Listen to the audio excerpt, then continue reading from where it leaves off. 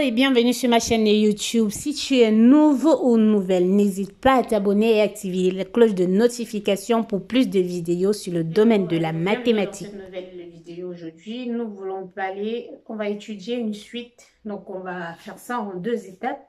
On a une suite qui est définie par l'intégrale de 0 à 1, x puissance n, ln de x plus 1 multiplié par dx. Alors on a deux questions. La première question c'est de regarder le sens de variation de la suite et par la suite conclure si elle converge ou pas. Et dans la suite, on va calculer la limite de cette suite. Alors, pour la première étape, on veut regarder le sens de variation de la suite. Pour regarder le sens de variation d'une suite, avec son expression explicite qui est donnée, on va faire la différence entre un plus 1 moins un. Donc, petit 1, un d'abord plus 1 égale. En remplaçant, on aura l'intégrale de 0 à 1, x puissance n plus 1, ln de x plus 1 dx.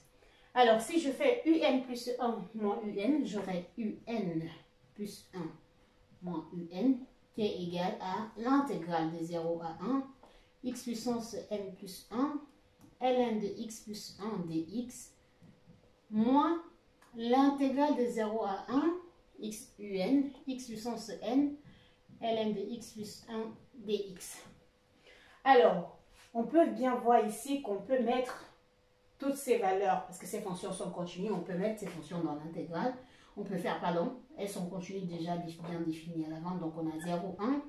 On a x puissance n fois ln de x plus 1, facteur de, si je retire x puissance n, ici il me restera x. Et si ici il restera 1 moins 1 fois dx. Donc, u de n plus 1 moins un me donne cette valeur. Alors, je vais regarder le signe de cette intégrale. Alors, premièrement, on a x qui varie entre 0 et 1. 0, 1, ce qui veut nous dire que x plus 1 varie entre 1 et 2. Alors, si j'applique le ln, juste pour avoir cette valeur, donc j'aurai, si j'applique le ln, j'aurai ln de x plus 1 qui va être inférieur à ln de 2. Avec le ln de 1, ça fait 0. Donc voilà, j'ai l'intervalle de variation de ln de x. Donc, ce qui me permet de conclure que ln de x plus 1 est supérieur à 0. Alors, je continue là. X est dans l'intervalle 0, 1. Si je fais la différence entre avec moins 1, donc x moins 1, j'aurai moins 1 et 0. Ce qui entraîne donc que x moins 1 est inférieur à 0. Alors, le x étant supérieur à 0, entraîne donc que x puissance n, lui, il est également supérieur à 0. Alors, si je fais le produit donc positif, donc négatif et donc positif, j'obtiens x puissance n, facteur de x moins 1, fois ln de x plus 1, quelque chose de négatif parce que négatif, positif et positif. Donc, au final, j'obtiens quelque chose de négatif et j'applique l'intégrale de 0,1 dans l'intégrale 0,1 de x puissance n, x moins 1, ln de x plus 1 est donc inférieur ou égal l'intégrale de 0 qui donnera 0. Or, ce terme représente encore u de n plus 1 moins u de n est inférieur ou égal à 0. Ce qui entraîne donc u de n plus 1 est inférieur ou égal à u de n. Alors, ceci nous permet de conclure que un est décroissante. Voilà, on a conclu que un est décroissante. La question qui venait après, est-ce que un converge? Est-ce que un converge? Donc, je peux effacer là. Est-ce que un converge? Alors, de la même façon qu'on a montré que ces bords, on a ln de x plus 1 qui est positif et on a x puissance n qui est positif. Alors, je peux dire que x puissance n fois ln de x plus 1 est supérieur ou égal à 0.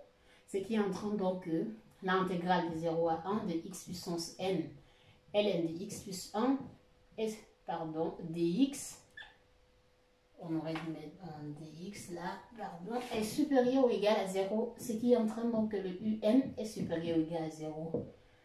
Alors, j'ai un qui est majoré par 0 et j'ai un qui est décroissante. Alors, si j'ai une suite qui est décroissante, pardon, est minorée par 0, donc si j'ai une suite qui est décroissante et minorée, alors c'est suffisant pour conclure qu'elle converge. Ce qui entraîne donc que un converge. Alors, nous allons passer à la deuxième question qui dit de démontrer cette relation et on déduit la limite de un. Alors, petit 2, voilà ce qu'on veut démontrer. Alors, on a x toujours qui est dans l'intervalle 0, 0 et 1. Donc, on veut démontrer que un est inférieur ou égal à n de 2 divisé par n plus 1 est supérieur à 0. J'ai déjà démontré que un est supérieur à 0. Alors, je peux juste m'intéresser au côté où je vais montrer que un est inférieur à quelque chose. Donc, je prends le côté où x est inférieur à 1. Ça veut dire que x plus 1 est inférieur ou égal à 2. Ceci entraîne donc que j'applique le ln, comme on l'a d'habitude dans l'expression. Donc, j'aurai ln de x plus 1 inférieur ou égal à ln de 2.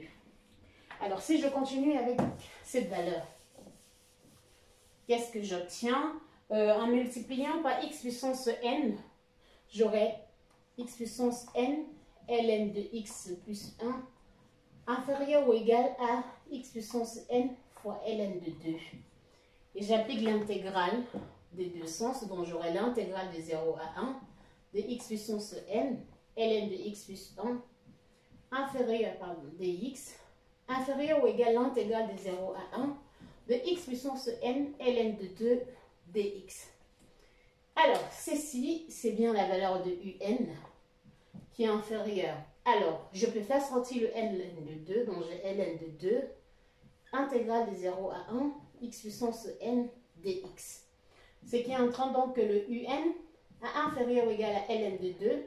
Alors, la primitive de x puissance n, c'est quoi? Ça fait 1 divisé par n plus 1, x puissance n plus 1. Cette primitive qui est entre 0 et 1. Ce qui entraîne donc que le un est inférieur ou égal à ln de 2, multiplié par, pour x égale à 1, j'aurai 1 divisé par n plus 1. Et pour x égale à 0, on a 0. Donc, au final, j'ai un qui est inférieur ou égal à ln de 2 divisé par n plus 1. Voilà, ln de 2. Oh, j'ai déjà démontré de ce côté que un était positif. Donc, je remplace juste là. Et on a la relation qu'on voulait démontrer. Alors, qu'en est-il de la limite?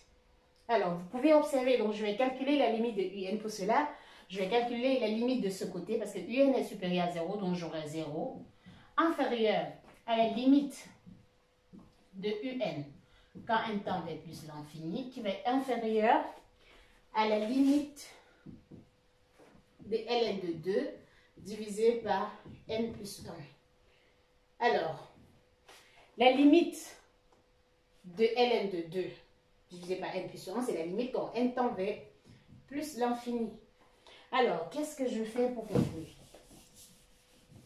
Cette limite, j'aurai donc 0 inférieur à la limite de un, inférieur, pardon, quand n tend vers plus l'infini, inférieur à ln de 2, limite de 1 divisé par n plus 1, quand n tend vers plus l'infini.